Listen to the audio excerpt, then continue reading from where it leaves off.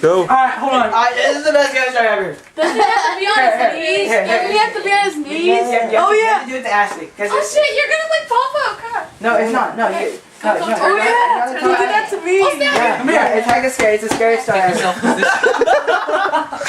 If you do something in front of my face, this might go to your face. Come in my face!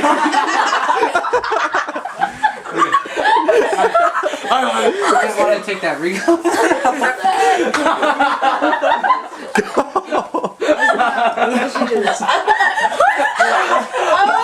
Alright, go! Let's shut up!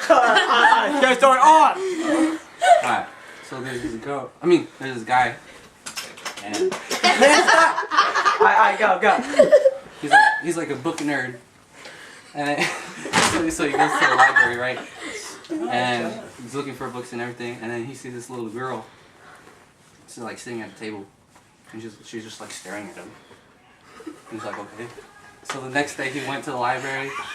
And he saw that same girl. He saw that same girl.